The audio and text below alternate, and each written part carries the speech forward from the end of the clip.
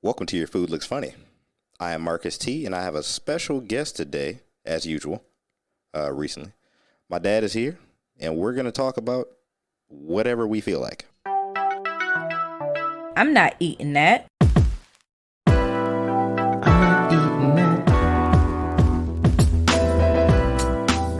right, so like I said, we got another special guest here today, extra special. If he weren't here, I wouldn't be here, so you can thank him for part of the show. We're talking kitchen improv, which is basically whatever we feel like talking about when it comes to food. Dad, say hello to everybody. Hello, everybody. All right, so we were just having a conversation, which will probably end up being a kind of some bonus content for people, but you're a ball of laughs as usual. We let me describe this for people. So I've described this before, and I think I did an episode specifically on kitchen improv, but the style that I have developed when it comes to cooking is based off of just watching this guy for years. Open cabinets, look in the cabinets for like 30 minutes to an hour until he just, randomly came up with something delicious. And he couldn't tell you how he did it. He probably won't repeat it. It will never taste the same again. So you just got to enjoy it when you got it the first time. Am I about right on that description? I mean, that's how it goes. Go with the flow. Yeah. Now pretty much, and last night this actually just happened. So when I made, I don't know if you've ever had the Parmesan crusted chicken from Longhorn before. Yes. So I made up something to copycat that last night, just out of what we had in the refrigerator. And I always tell my wife the same thing. If it's not good, I didn't make it. Amen. So I'm like, eat it at your own risk, because I don't know if I'll be able to repeat it again. And she enjoyed it. She loved it, actually. But that's when I take the credit for it, which is pretty much what you did. If it was nasty, it was up to you because you decided to eat it. So it's your own fault. Yeah, that's up to you. Right. I never ran into any of those problems with any of your dishes ever. Did you start? I know you've worked in restaurants before. Did you like working in restaurants? I never liked working. Good answer. Never liked working. Just had to. I got you. And the reason I started working in restaurants because in high school I went through vocational food service because that's what all they would allow us. Certain limits. They didn't give us a higher education. They gave us service education. Gotcha. All right. Working in restaurants, you said in high school? Yeah, we started a thing in high school called the Brass Lantern. We named it that. That was probably 1972. It was 4 hours a day in class, learning everything from tossing salads to cleaning, washing dishes, and the business end of food service. Yeah. I still remember my teacher's name. Her name was Miss Thede, beautiful lady. And you learn every aspect of the restaurant business. We would even learn critiquing and critics. We'd go to restaurants in Columbus and watch everything people were doing. And we had to come back and take a test on what we saw right or wrong and how the napkins were set and place settings, everything. Yeah, I remember it being there, but didn't it close down like shortly after I got to high school or right before or something like that? Right. Not too long after, I think they closed it, but it started back in, like I say, 72. We were like the first vocational ed class that ever was at Sandusky High School. That and cosmetology, they started it the same year. Oh, okay. Yeah. Yeah, I remember it was there. If it was still there when I was in high school, I don't recall. But if it was, I don't think I would have picked it up. But it probably would have saved me or given me a head start on, my culinary knowledge and just restaurant management. So it seems like a very beneficial thing. And Sandusky was good for having vocational programs. And I don't think a lot of kids they take for granted what they got there. That's what I want to say. They take for granted what they have at that school. Some of them use it, some of them don't, but that's a great, basically free, in quotations, head start on what you would have to pay for as soon as you leave college. Mm-hmm. The reason I joined because of what you said about looking in cabinets and stuff like that. Mm-hmm. When you grow up and you don't have anything, whatever you do have, you learn to make do with it. Right. And I figured I was going to get a free meal if I joined these classes. And I had took everything else. I had took graphics, power, metal, construction, all these classes. And then when I got to the 10th grade or the 11th grade, rather, vocational food service. Like I said, I don't like working, and that didn't seem like work to me. And I fell in love. It was a small class. I think we had 12 people in the class. And my best friend was in there. Well, he joined after I did. And then they had some beautiful women in there. Mm. And I knew how to cook because when you come from a family as big as mine, you know how to cook already. But they taught us a different aspect of cooking. They taught us how to do it. You know, instead of me just learning to just throw something in there and use what I had, they got more specific with what you were doing. And I was when you're doing something you love, it's not work. And the teacher loved me because of the attitude, and I didn't mind doing whatever. You know, she loved me, and we all got together like a family. It wasn't like a class; it was like a family. And we still, if I see any of them or talk to any of them, it's like we can go right back to those years and have the best time in our lives, like we went back in time. Yeah, I've noticed with food and food service, you tend to get a lot closer. I don't know if it's because you're gathering around something that you have to deal with every day, Mm-hmm. something that's so personal to everybody, eating, food, family. They all just kind of tie in together. And I think our culinary school class was about 12 people.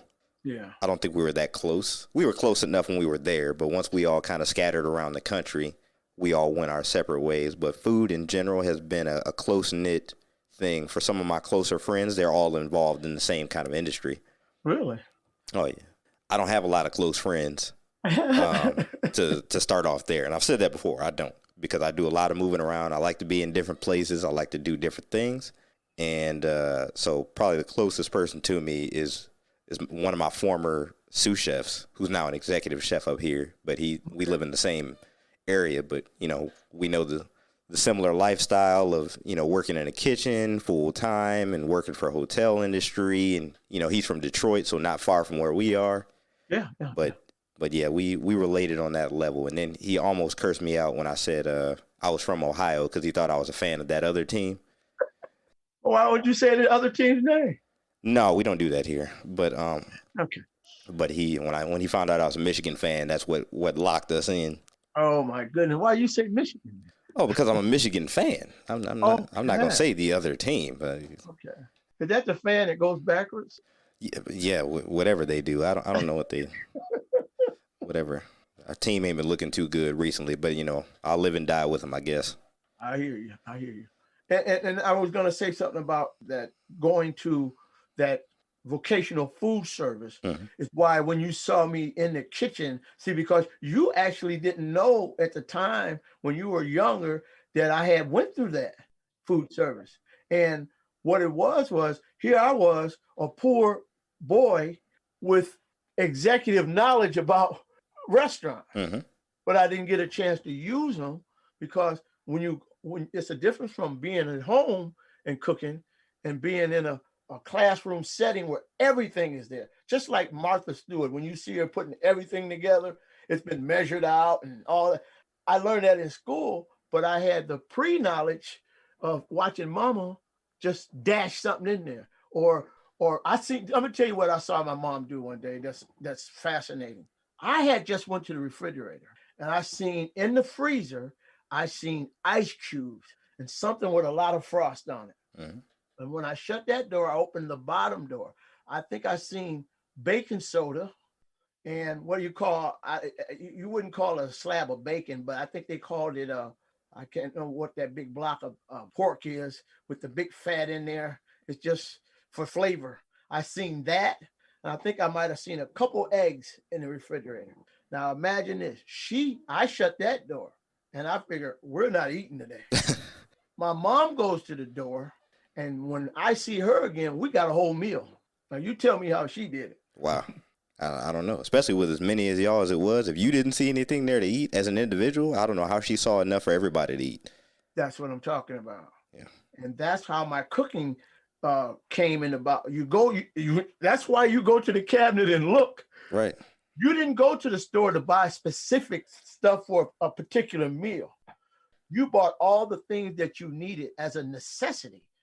And then later on, you blend them to whatever you want to make that day. Mm-hmm. And then you also learn how to substitute.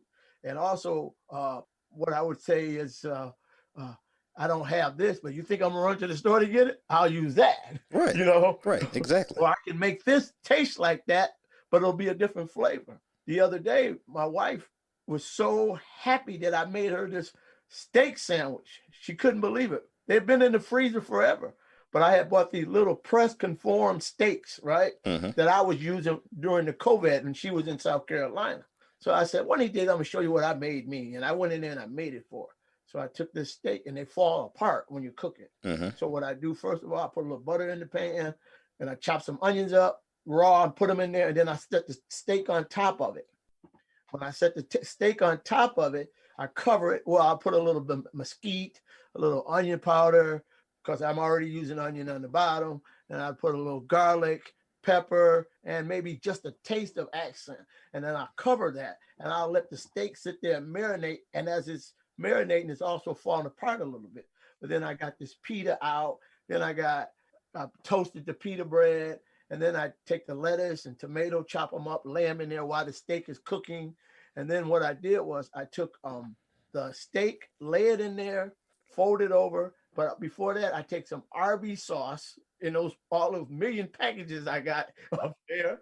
I take some Arby's sauce, and then I've had a little cucumber dressing that I didn't use on my last sandwich. I spread that on there, and then I folded up, and she tasted it, and she said, I don't know what you did to the sandwich, boy, but that sucker was good. And see, and the thing about it, though, is I know that you can cook with recipes, but what I like is that you can take whatever you got and make something out of it.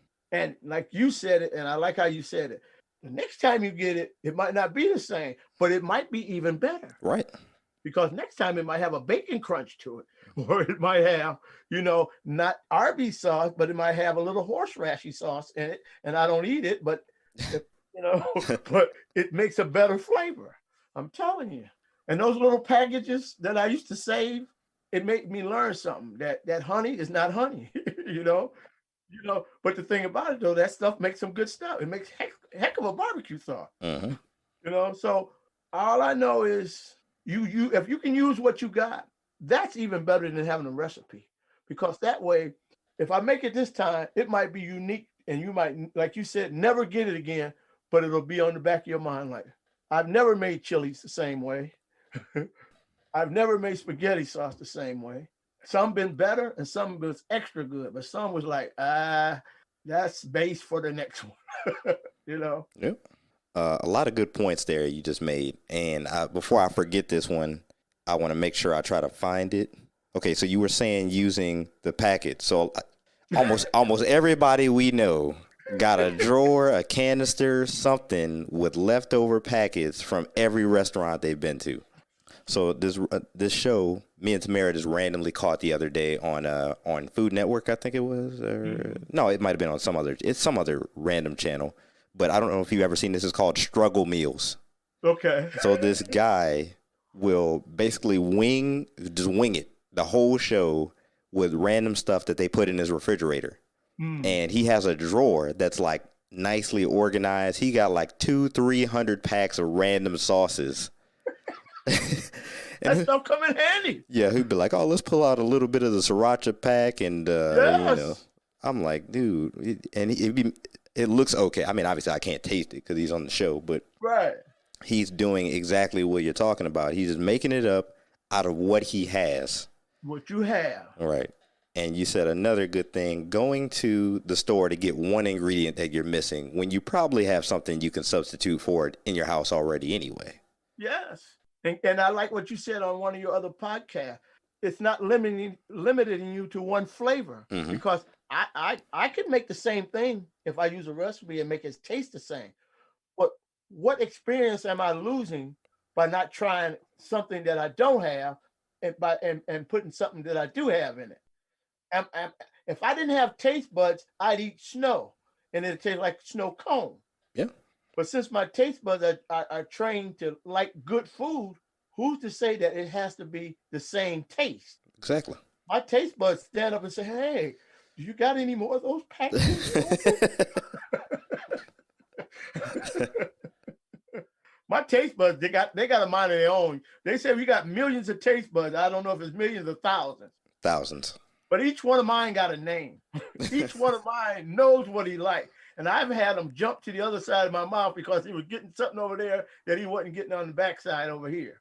And they know what they like. Mm-hmm. I remember when I had the COVID-19, they were boycotting. They didn't want to talk to me. They were mad at me because they weren't doing, and they were just doing all kind of stuff. But now that I'm done with that, I'm over that. Mm-hmm. They are live. They got new suits on. I think a few of them bought steel-toe boots, and they are alive. I don't even have to put salt on my food very much. I eat the flavors, and the salt is already in there. My mouth is wide awoke. I think that COVID-19 gave me a different. I was telling my wife, my smell and my taste buds, it made me want to just eat the food the way it is without adding a lot to it now. And I can sit down and she might ask me, "You want some this or salt or pepper?" I said, "No, I want to experience it the way it is." And I'm eating a lot of stuff I wouldn't eat.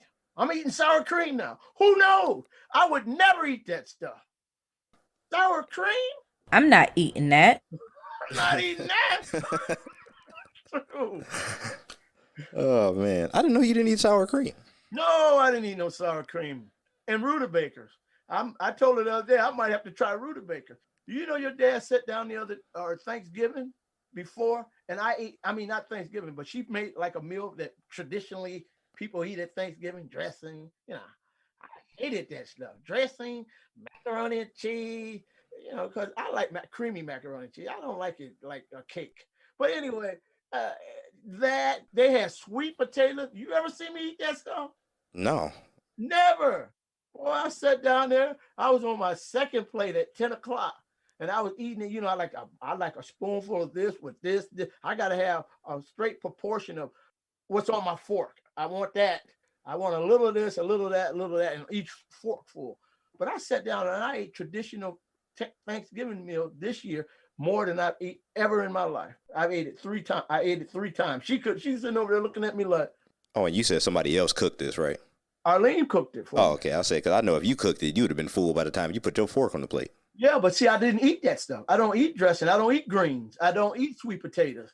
But I was eating it like a champ. I knew the sweet potatoes, and I probably could have guessed dressing, but I didn't know a lot of the rest of the stuff. Yeah, I didn't eat greens. I didn't eat sweet potatoes. Cornbread I'll eat, but I macaroni and cheese, if it's baked in the oven, I'll wait till you walk out the kitchen and I'll stick it in the microwave, add a little milk and cream it up. I guess I got that from you. I don't know if you remember Mom's macaroni and cheese, but it was like that. It was like the the solid, firm. And, you cut it out like it's lasagna. And I've talked about this on it was like episode 3 where your family's food isn't as good as you think it is. Her macaroni and cheese was good. Don't get me wrong there. Yeah. But it wasn't the style that I like. It was so firm and solid. Like I want mine, like you said, creamy, and it can have some gooiness to it, but I want it looser. And another reason I wouldn't eat a lot of people macaroni and cheese is because the overcooked noodles. I like al dente. I like that. I like that firmness in the noodle, and a lot of people can't get. And that's why I don't eat tuna noodle casserole, because no one knows how to make it. No one. Pass. But if I ever made it, everyone would eat it. And not to say because of the taste, is because this lady named Helen Rice, I have to say her name. She's gone, and she's one of my best friends' grandmother. She made it so good that I can't eat anybody else's anymore because I don't like them noodles squishing up in the back of my mouth. I don't like it when they put too many peas or the little, it's supposed to just have a hint of vegetables in there. But people put the whole thing in there and it starts looking like a cement block. Come on. You ever seen concrete that's got the bigger rocks in it? Yes. That's what it's starting to look like, and I don't like it. And then the top layer, they overcook it, and nobody knows how to make the buttered crumbs anymore. I don't know what they be making. I feel like they iron it down or something, but buttered crumbs are supposed to be flaky and buttery and toasty. It's supposed to add a little crunch to your food, but it's starting to cake in. It looks like a layer of a mortar. What I'm getting, and I don't mean to talk about people because nobody can say I'm talking about their food because I haven't let them make that for me. But I have seen this. I have seen it, especially when people put aluminum foil on it and bring food to a picnic and say, I made this. I said, you might want to wait to tell people that. Because I ain't eating that. Shoot. But tuna noodle casserole is one of the best dishes you can ever eat with yeast rolls Mm. if you make it right. I got to make some for you. You don't like tuna? I like tuna. You got to let me make some one day when the noodles are perfect and when the creaminess is like a flow. It's not like a solid brick, you know. It's like your cherry cheesecake. A lot of people like the New York style or the that solid cheesecake. I like that creamy. That's why I never got rid of that recipe you gave me a long time ago. I use that and people think I'm a genius, and I don't give you none of the credit because I figure after I made it 3 times, it's mine. Pretty much, yeah. I mean, somebody taught me. Lamar taught me how to make it. So I mean, it's the best recipe I had, and I didn't like cheesecake before that. I didn't like that cakey or whatever that other cheesecake was. I don't know what that was. right. Now the Cheesecake Factory can make some good cheesecake. I guess so. It's in the name. Well, I mean, they have to, or they go out of business. Yeah, but that cheesecake that I make of yours that you gave me the recipe for, that is the only one I'll ever make. Yeah. Yeah, the no bake versions are completely different than the ones that you bake up and they get super firm. And people tend to over bake it. They don't let it sit right at that creamy consistency. So it's like the macaroni and cheese. They get it from being a little bit creamy. I don't mind you baking it if it can stay creamy, but I don't like it when you can spatula it out that looks like a lasagna and it's even and you can cut it with a fork and the part that falls over and don't break apart. It's like you got to break that down. Yeah, I talked to my cousin Shantae about this on the last episode. It was a movie called Chef. You ever seen it? I don't think so. Not. So in this movie, there was a critic that was talking to the chef, and he made him a molten chocolate lava cake. The inside is supposed to be gooey. Yeah. So he said it was dry, and he said you didn't even have the courage to undercook the molten chocolate cake. Wow. So I leaned back in my chair as I heard that. I was like, he told him that to his face. To his face. Right. But it's with just in general, with baked goods, a lot of people are afraid that they're going to undercook it. So they'll overcook it instead. Cheesecake, cookies, brownies, whatever, and they'll end up too solid or too crispy. I like a nice soft cookie. Yeah. Yeah. So especially oatmeal and peanut butter, because if you take them out when they little they still cooking. Right, exactly. And then once they form, they give you the consistency that you really want. Mm-hmm. Don't give me one where the edges and started turning brown, and then when you take it out of the oven, they get hard, and you expect me to eat it. Right. I used to bake cookies all the time. Oh, I know. And my brother, he didn't like cookies that well, but then he went to the store. I made this one cookie with the butterscotch morsels, the chocolate chip morsels, M&Ms. I put all this in, and I had the Toll House, but I made the butter and I blended it. Some of the best cookies in the world. He had me make him a paper bag, the big paper bag full of them. And I wanted to get a couple of them from him. He said, no, I paid you for these. These are mine. Isn't that something? It was transactional. Yeah. And he didn't eat cookies, but he loved them. And that's why I don't, I'm not saying I don't eat Girl Scout cookies anymore, but I used to love them. They used to be so good. But now it's just like the Snickers. Yeah. They don't have those real flavors that they used to have. I think they're going too far with the imitation. And I think you said it on that Cheerio commercial or on the cereal commercial. The flavor additives is not the real thing. The real thing made the flavors. Now they're making it a flavor, and you're supposed to say, oh yeah, that tastes just like it. No, it don't. Yeah. Have you ever seen a commercial where it says, this is like that? Yeah. And you're supposed to accept it like it's the real thing, but they say it so fast that a lot of people then got inundated with, okay, this is like that, but it's not that. So that means it's not the same. When you read that package and it's got that highlight at the bottom, it says made with natural and artificial flavors. Like, come on now. Come on. Yeah. Oh my goodness. I think about you a lot when I see you on the podcast and how you got to be. But I can remember you when you used to eat sitting in that big chair at your mom's house, and she would just give you more than enough food. And I look at you and your mouth would square up and like, you knew what good was. Right. Yeah. You know what I'm saying? Because you didn't eat. If it was nasty, I didn't see you eat nothing. I was eating as a kid for flavor and enjoyment. And I know that. I've seen it with my own eyes. And I don't cook to throw nothing away. I cook that if you put it in the refrigerator and it's leftover and you warm it up, it should be just as good, if not better. Yeah. You know, so we were talking about when you go to the store to buy food. Okay, say you might want chicken cordon bleu. But I'm not going to the store to buy stuff just for chicken cordon bleu. I might get chicken breast. I might get filet chicken breast, but I'm not going to buy filet chicken breast. Not me. I'm going to buy the real chicken, and I'm going to cut the chicken breast away so I can use the other part, you know. And it's cheaper. Yeah, it's cheaper. People don't realize that. You can buy a whole chicken for $3.37 or $4 at the most, but you can buy a chicken breast for $12. Right. Wait a minute. But I'm not going to go to the store just to buy the ingredients for chicken cordon bleu. I'm going to buy chicken. I'm going to buy the cheese. I'm going to buy, you know, the crumbs. I'm going to buy all that, but that's for anything I might want to use it for. No particular thing. And chicken cordon bleu might not come out of that batch. One thing about me, and I notice about you, I don't go to restaurants that much. You notice that, right? You notice when I go to a restaurant, I barely eat my food. Yeah, I know. Because I get full on all the other ambiance in the restaurant. And it goes back to high school.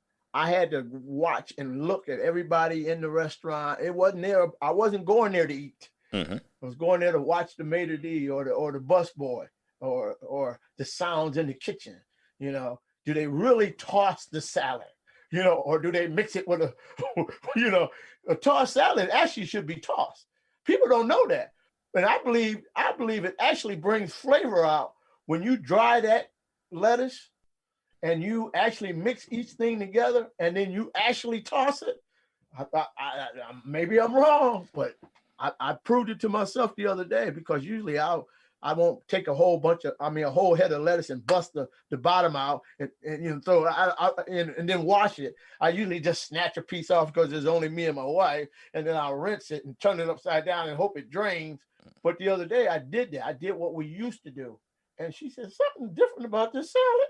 And I just kind of, I did what I was supposed to do.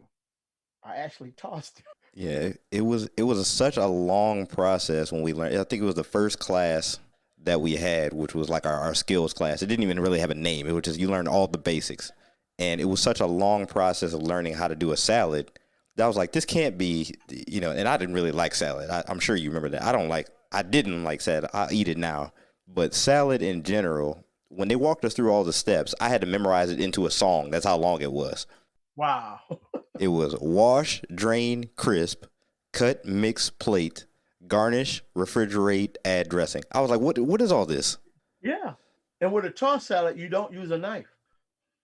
You do not use a knife to break the lettuce up. People don't realize if you use a knife on lettuce, it will brown even faster.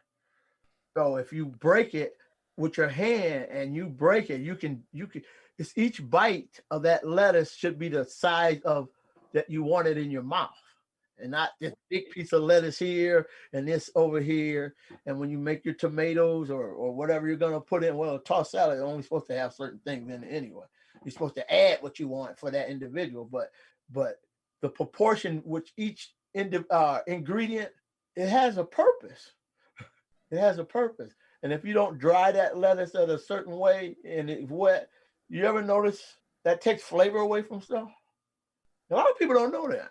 But when I did that the other day, I proved to myself that, wait a minute, this is not how you learn how to do this. I started just doing it, you know, just to have a nice meal. But then I said, I'm gonna do it the way I was supposed to do it and see what happened. And I asked my wife, I was sitting there, she said, that salad is good. But the reason it was good, and I'm gonna tell you the reason why it was really good. I served it before the meal. I served it like I was supposed to, because usually I would serve it, you know, like the steak, because I've cooked her for Valentine's Day. I cooked her the steak, and I would normally bring everything out together. But while I was cooking the steak and the flaky biscuits and whatever else I was cooking, oh, the baked potatoes and stuff, I brought the salad out with everything with it. And I presented. She said, "I feel like I'm at Longhorn." I said, "No, you at Homehorn." And she was eating the salad, and she could smell the aromas coming out of the kitchen. It was more like, I said, that's what a salad's supposed to do. It's supposed to get you ready for the next meal. But if you're eating it all together, you're not. I'm only looking at, I got all this food to eat, and then I lose my appetite. But that salad separate made her ready to eat. And I had learned this a long time ago, but I never really used it because, I did use it, but it was a lost art. That's what I meant to say. It was a lost art because you don't forget it. It's just that other people don't know it. And a lot of times I don't do a lot of things, or I didn't do a lot of things because my kids would just want to eat. They didn't want to hear all this 3 forks over here, and I'm serving you from the left, and I'm pouring the drink for you with the glass cocked at a certain angle. They didn't want to see that. It was ready. We want to eat, excuse me, and they didn't know that in my spaghetti that I had used my own tomatoes and that I had cooked it 3 days ahead of time and stored it, the sauce away. They didn't want to hear that. It tastes good, but they didn't know why it tastes good. Yeah, I wasn't that in depth as a kid. So when you made stuff, I wasn't really asking you where was it locally grown? Was it organic? Like, I didn't care about that stuff. Did you use pesticides? Right. See, but I cook like that. I cook like that for my kids because I had knew, from scratch. You didn't see no ragu sitting up in there. I would get ragu and stuff like that. But normally if I cooked some chili or whatever, everything in there was from scratch. Spaghetti, and that's what I wanted as a kid, and we didn't have it. And I think that's another reason why I joined. Like I think I mentioned that food service because I wanted to make sure I was going to be able to eat. But once I learned it, and God gave me the grace and mercy to be able to afford that for my kid, I'm not going to go out and buy Chef Boy or whoever he name is and serve it to you. Now, if you want some of that, I got cans of it on the shelf, but I can cook this, make a pot of it, freeze it, and you can have your own little individual whenever you want. And making meatballs, I've lost my art of making them, but I used to make them and freeze them for later on. And it seems like the flavor just stays in them so much more. I don't even think these are meatballs that they got at the store. I think they're bread balls with meat flavor. But those are the nastiest things and people bring them to the party like all the time, like hors d'oeuvre. I don't want to eat no little glue ball. Look like little gorilla glue ball. and then you stick a toothpick in it and it won't hardly come out. And they roll all over the floor. And my meatballs got peppers in it, onions and seasoning, and and when you open it up, it could be a meal on itself. But these things, I think people got so used to going to the store and buying prepackaged stuff that they think it's okay. It's good. But if you're used to that, it's one thing. But I'm not used to that. I'm not used to it, and I'll still do it. I'll go to the little party where somebody put a little barbecue sauce on all those meatballs and for hors d'oeuvres and put them on my plate. And I said, well, maybe this time it's going to be better, and you pull one out. I don't know if you can see my hand. You pull one of the meatballs out and put the fork in it, and it's the same. And I said, why did I get 8? I should have got 2. Right. You just need a sampler. Yeah. But I spoiled myself because the food service did that. Miss Thedie did that to me. They taught a poor, I won't say poor in finances, but in spirit person, and taught him things that he didn't know he was going to enjoy later on. I didn't even know that I wasn't going to be able to afford a cheeseburger. But now I'll try to go I don't like going to Burger King, but sometimes you'd be so hungry. I don't even want them to put the cheese on my burger because they'll put a cold piece of cheese on that little shy burger or that little cardboard burger. And it just goes to show me that whoever in that kitchen is just getting a paycheck. They don't care because when I cooked at a restaurant, I was going to eat that sandwich. Or when you send it back, I wasn't throwing it away. You know what I'm saying?